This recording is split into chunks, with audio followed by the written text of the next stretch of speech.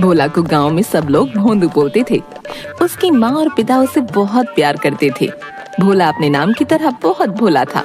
पिता उसे समझाया करते थे। गांव वाले अक्सर उसे बेवकूफ बना देते थे। भोंदू, ओ भोंदू, इधर तो आ। भोंदू, ई ले 5 रुपए सामान के, फटाफट रामदीन चचा को दे आ। मैं बोल के आया हूँ कि अभी भेज रहा हूँ। जी पिताजी, अभी दे आता हूँ। हाँ, लेकिन काम करके जल्दी आ जाना। गांव के पीपल के पेड़ के नीचे कुछ लोग जुआ खेलते हुए। हे भगवान, मैंने क्या अनर्थ कर दिया। मुझे लगा था कि बाजी जीत गया तो रुपए दुगने हो जाएंगे, पर सारे के सारे जुए में हार गया। अब मुन्नी की दवाई कहाँ से आएगी? सामने से भोंदू जा रहा था। ये भंदुआ कहाँ जा रहा है? पूछता हूँ, शायद कोई मदद कर दे। भोंदू, ओ भोंदू, कहाँ भागे जा रहे हो भैया? जरा रुको तो। अरे मैं बहुत जल्दी में हूँ। बापू ने रामदीन चचा को 5 रुपए देकर आने को कहा है। 5 रुपए? अरे रे, मुझे मिल जाए। ये भोंदुआ से ऐठना कोई मुश्किल नहीं है। ए भैया सुनो तो, मैं बहुत मुश्किल में हूँ भैया। तुम बहुत दयावान हो, थोड़ी मदद कर दो। क्या हो गया, ऐसा क्यों बोल रहे हो? भाई, मुन्नी की तबीयत बहुत खराब है। मुझे 1 महीने से कोई काम नहीं मिला, बेरोजगार हूँ। तुम ये 5 रुपए मुझे दे दो। नहीं नहीं, बापू गुस्सा करेंगे। भाई, आज दवाई लाना जरूरी है। मैं पक्का कुछ भी करके तुमको कल रुपए वापस ला कर दे दूंगा। तुम रामदीन को कल दे देना, कुछ नहीं बिगड़ेगा। कल? हाँ भैया, पक्का कल दे दूंगा। आज मदद कर दो। भोंदू ने उसे रुपये दे दिए। भगवान तुम्हें खूब तरक्की दे भैया। भोंदू ने आकर पिता को सब बता दिया। ये सौतेला बेटा को ही सोचकर पाल पोस कर बड़ा किया कि हमारे बुढ़ापे की लाठी बनेगा, पर ई मूर्ख राज तो निरा भोंदू है। अजी, आप बबुआ को ऐसे क्यों बोल रहे हो? किसी को याद भी है कि इसका नाम भोंदू नहीं बबुआ है। अभी बुढ़ापे में इतनी ताकत नहीं, मैं इसे नहीं पाल सकता। तुम चले जाओ यहाँ से। अरे, ये आप क्या कह रहे हैं? ये कहाँ जाएगा? मैं अपने बेटे के बिना नहीं रहूंगी। हाँ, तुम्हारी वजह से ही तो ये आज ऐसा है। लाड़ प्यार में लड़के को बर्बाद कर दिया है। जाने दो इसको, इसी बहाने शायद को चकल आ जाए। कोई काम धंधा कर ले, रुपए पैसे की कीमत समझ जाएगा। नहीं नहीं, मैं इसे कहीं नहीं जाने दूंगी। तो तुम भी इसके साथ हो लो। देखता हूँ ये बबुआ तुमको पालता है या तुम इसको। ओ बबुआ, सुबह होते ही तुम यहाँ से चले जाना, बता रहे। और सुनो, ये घर के आसपास दिखाई भी मत देना। ससुरा बिल्कुल ही गैर जिम्मेदार हो गया है। खबरदार जो तुमने कोई चालाकी दिखाई या इसकी कोई मदद की तो। सुबह पिता के जाने के बाद भोंदू घर से जाने लगा। सुन, मैं पीछे वाली कोठरी की खिड़की खोल दूंगी। तू रात को चुपके से अंदर आ जाना, समझ गया ना? ठीक है। जा, अभी चला जा, रात को छिप कर आना। भोंदू घूमते घूमते एक वीरान जंगल के पास से गुजर रहा था। अरे वाह, यहाँ अमरूद का पेड़। उसने पेड़ पर पत्थर फेंका। नीचे गिरकर जोर से आवाज आई, टन। ये कौन आवाज है भैया? हटो, मैं तो अमरूद तोड़ूंगा। उसने फिर पेड़ पर पत्थर फेंका। नीचे गिर के जोर से आवाज आई, टन। फिर आवाज। उसने पेड़ के पीछे जाकर देखा।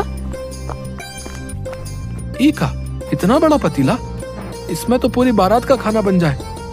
पर ये है किसका? कौन छोड़ गया भैया? ए भैया, ये पतीले का मालिक कौन है भैया? किसका है पतीला?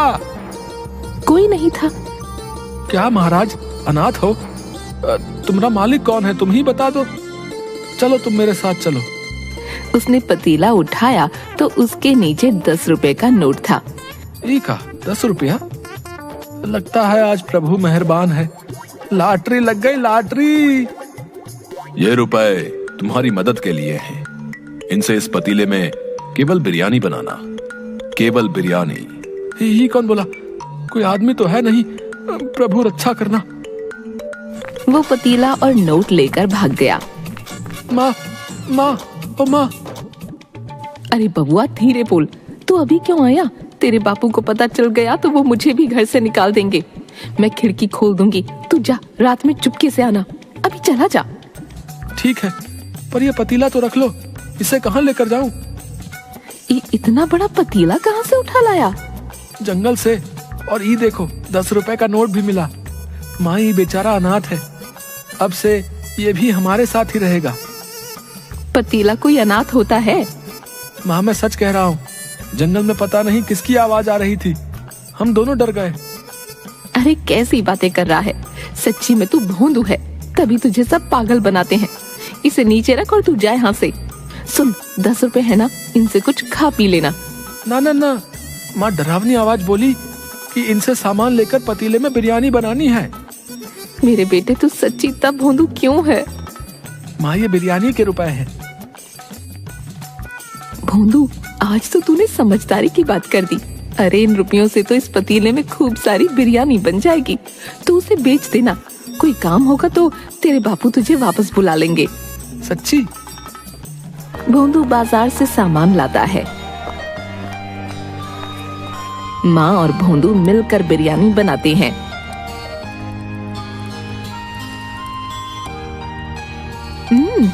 बहुत स्वाद बनी है। माँ इतनी सारी बिरयानी का क्या करे? माँ बिरयानी को 2 बड़े डिब्बों में डालकर देती है। तू ऐसा कर, खेतों की तरफ चला जा, वहाँ बहुत मजदूर काम करने आते हैं, वो ले लेंगे। पर हाँ, तेरे लिए बचा कर रखती है, इसमें से मत खाना। सुन बेटा, किसी को मुफ्त में मत देना, सबसे 1-1 रुपया लेना। अच्छा अच्छा। भोंदू खेतों के पास डिब्बे और बड़े बड़े पत्ते लेकर बैठ गया। बिरयानी बिरयानी, गरम गरम बिरयानी। कोई ले क्यों नहीं रहा भैया? भैया बिरयानी खा लो, बहुत गरम है। नहीं भाई रहने दो, मैंने खाना खा लिया है, वैसे भी बहुत थका हुआ हूँ। भैया आराम करने जा रहा हूँ भैया। अरे एक बार चक्कर तो देखो, मजा आ जाए, तुम्हारी सारी थकान गायब हो जाएगी भैया। अच्छा अब इतना कह रहे हो तो लाओ खिला दो भैया। मजदूर ने एक ग्रास आराम से लिया, इसके बाद सारी गपागप खा गया। वाह सच्ची में मजा आ गया भैया, ये तो चमत्कारी बिरयानी है, मेरी सारी थकान गायब हो गई। मजदूर ने खेतों में आकर बाकी मजदूरों को ये बात बताई। सब ने आकर भोंदू की बिरयानी खाई। भोंदू सबसे रुपये लेकर वहाँ से चला गया। वाह इतने सारे रुपए हो गए, माँ खुश हो जाएगी। बापू को पता चलेगा तो मुझे घर में आने देंगे। बुढ़िया कोने में सिमटी हुई। बेटा, ओ बेटा, थोड़ी मदद कर दो। भोंदू ने उसे एक सिक्का दे दिया। सुनो बेटा, तुम्हारे पास खाने को कुछ है तो दे दो, मैंने 2 दिन से कुछ नहीं खाया, मेरी जान निकल रही है, मैं अपनी जगह से हिल भी नहीं सकती। भोंदू ने डिब्बा खोलकर देखा, सारी बिरयानी खत्म हो गई है, ये लो थोड़ी सी बची है। बुढ़िया ने बिरयानी खाई। ये तो बहुत अच्छी है, ऐसा लग रहा है कि मुझ में जान आ गई। तुम बहुत खुश रहो बेटा। रुपया मिल गया, आशीष मिल गया, रुपया मिल गया, आशीष मिल गया। अरे ये क्या बड़बड़ा रहा है रे? बिरयानी बेची कि यूं ही आ गया? अरे माँ रुपए मिले और बूढ़ी माई का आशीष भी मिल गया। क्या कह रहा है? ये देखो सारी बिरयानी बिक गई और रास्ते में एक बूढ़ी माई मिली थी, उसने खूब आशीष दिया। अरे भोंदू, मुझे पकड़ कहीं मैं गिर ना जाऊं। अरे अरे माँ, मेरे भोंदू ने एक दिन में रुपये कमा लिए। भगवान, ये कोई सपना तो नहीं? माँ तुम भी बिरयानी खाओ, सब कह रहे थे ये बिरयानी चमत्कारी है, इसे खाते ही उनका जी अच्छा हो गया। अरे सुनती हो, कहाँ हो? अरे रे भोंदू, तेरे बापू आ गए, तू अंदर वाले कमरे में जाके छिप जा। भोंदू भागकर कमरे में छिप जाता है। ये लो पानी पी लो। भोंदू आया था यहाँ? नहीं नहीं, वो नहीं आया। सच सच बताओ, तुम दोनों माँ बेटे ने मिलके आज क्या खिचड़ी पकाई है? खिचड़ी? खिचड़ी नहीं, हमने तो बिरयानी पकाई थी। पर आपको ये बात कैसे? आते समय खेतों वाले मजदूर मिले थे रास्ते में, बोल रहे थे तुहार बेटा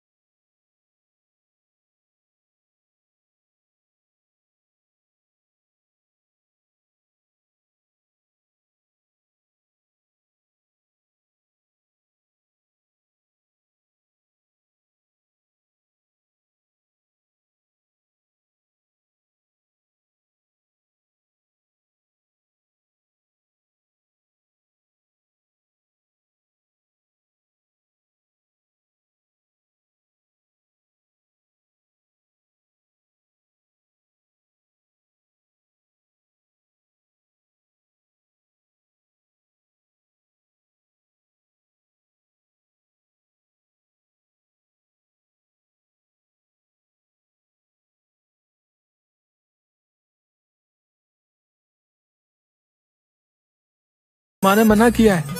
अरे भगवान कसम भैया, मैं किसी को नहीं बताऊंगा। बताओ तो सही, क्या राज है? राज तो पतीले में है।